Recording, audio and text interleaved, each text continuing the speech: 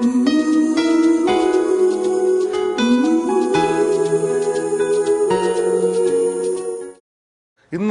ഒരുപാട് ബിസിനസ് രംഗം കുവൈറ്റിലുണ്ട്, ഒമാനിലുണ്ട്.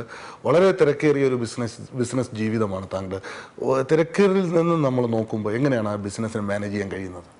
ഇതെല്ലാ സ്ഥാപനത്തിനും അവിടെ ഒരു മാനേജറും ആ മാനേജറുടെ കുറേ അസിസ്റ്റൻസും അവിടെ വേണ്ട അക്കൗണ്ട്സും കാര്യങ്ങളും എല്ലാം അവിടെ തന്നെ ഉണ്ടാവും. അതൊരു സിസ്റ്റമാറ്റിക് ആയിട്ട് ഈ വർഷം ഇത്ര രൂപയുടെ ബിസിനസ് ചെയ്യണം, ഇത്ര രൂപ ലാഭം ഉണ്ടാക്കണം എന്നൊക്കെയുള്ള ഒരു ബഡ്ജറ്റ് ആൾറെഡി എല്ലാ വർഷത്തിന്റെയും ബിഗിനിങ്ങിൽ കാണും. അത് അവർ അച്ചീവ് ചെയ്യുമ്പോൾ അവരുടെ ജോലി കഴിഞ്ഞു. കൂടുതൽ അവർ അച്ചീവ് ചെയ്താൽ അതിന്റെ ഒരു പെർസെൻറ്റേജ് ബെനിഫിറ്റ് ഇൻസെന്റീവ് അവർക്ക് കിട്ടും. അതിൽ കുറഞ്ഞു കഴിഞ്ഞാൽ നമ്മൾ എന്തുകൊണ്ടാണ് കുറഞ്ഞത്, ഇതിന് എന്താണ് പോംവഴി, ഇതിലെന്താണ് എന്താണെന്നൊക്കെ ഉള്ളത് നമ്മൾ വിലയിരുത്തും. അതിനനുസരിച്ചിട്ട് അത് ചെയ്യും. ഒരു എംപ്ലോയീസ് എന്ന് പറയുന്നത് ഏതൊരു സ്ഥാപനത്തിന്റെയും വിജയത്തിന്റെ പ്രധാന ഘടകം തന്നെയാണ്.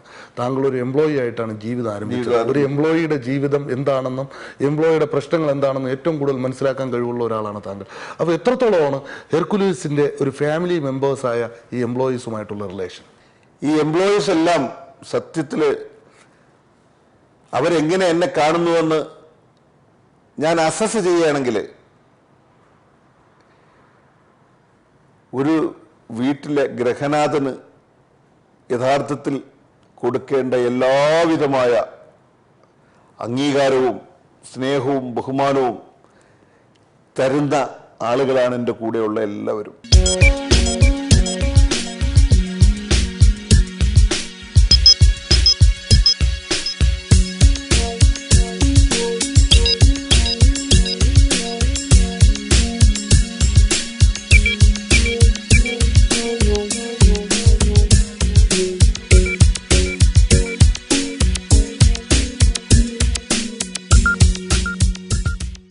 കുടുംബത്തിന്റെ സപ്പോർട്ട് എത്രത്തോളമാണ്? എൻ്റെ ഭാര്യ 86 വന്നു, എൻ്റെ മകള് 89 ജനിച്ചു. പേര് ഹസീന. രണ്ടാമത്തതാണ് അഷർ, മൂന്നാമത്തെ ആള് അൻസർ, നാലാമത്തെ ആള് ആമർ. 3 ആണും 1 പെണ്ണും. സന്തോഷമായ കുടുംബം. എൻ്റെ കുടുംബം എന്ന് പറഞ്ഞാൽ എനിക്ക് റിയാലിറ്റിയിൽ എനിക്ക് അവരെ കുറിച്ച് പ്രശംസിക്കുക എന്ന് പറയുന്നത് ലിമിറ്റുകളില്ല, ലിമിറ്റിനപ്പുറത്തേക്കാണ്. അവരുടെ എല്ലാ രീതിയിലുള്ള എന്നോടുള്ള ആ സമീപനമായാലും അവർക്ക് എന്നിൽ നിന്ന് കിട്ടിയിട്ടുള്ള സംരക്ഷണയായാലും അവരെനിക്ക് തന്നിട്ടുള്ള കോൺട്രിബ്യൂഷൻ, ഇതെല്ലാം കണക്കിലെടുക്കുകയാണെങ്കിൽ ഒരു സാറ്റിസ്ഫൈഡ് ലൈഫ് എൻ്റെ ജീവിതത്തിൽ പൂർണ്ണമായും അള്ളാഹു എനിക്ക് തന്ന മറ്റൊരു ഔദാര്യമാണ്. ഏറ്റവും കൂടുതൽ നമ്മുടെ സമൂഹത്തിൽ അവശത അനുഭവിക്കുന്ന ഒരു സമൂഹം, ആ ഒരു മാനുഷിക പ്രതിബദ്ധത ഏതൊരു വ്യവസായിക്കും ഉണ്ടാകണം എന്നുള്ളത് സത്യമാണ്.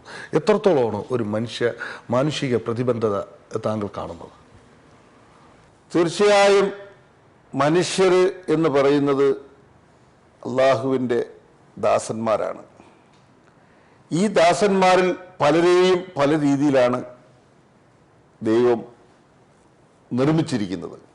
ഇതിലൊരാളിന് പല രൂപത്തിലും പല ഭാവത്തിലും പല കോലത്തിലും അള്ളാഹു സൃഷ്ടിച്ചിട്ടുണ്ട്.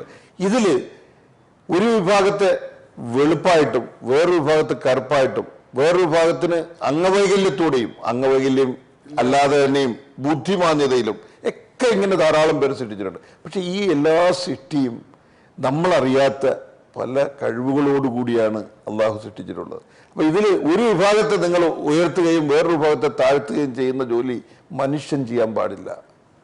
അബ്സല്യൂട്ട്ലി, അതാണ് സത്യം. മനുഷ്യന് എല്ലാം തുല്യത ഉണ്ടായിരിക്കണം. അപ്പൊ ഒരാളിന് കഴിവുണ്ട്, നിങ്ങൾ അവർക്ക് ജോലി കൊടുത്തു. ജാതിയോ മതമോ പണക്കാരനോ പാവപ്പെട്ടവനോ അംഗവൈകല്യമുള്ളവനോ ഇല്ലാത്തവനോ എന്ന് കാണാതെ എല്ലാവരെയും തുല്യമായി കാണുന്ന, എല്ലാവരെയും തുല്യമായി കാണാൻ കഴിയുന്ന ഒരു മനുഷ്യന് മാത്രമേ സമൂഹത്തിലും ദൈവത്തെ സ്നേഹിക്കാൻ കഴിയുള്ളൂ.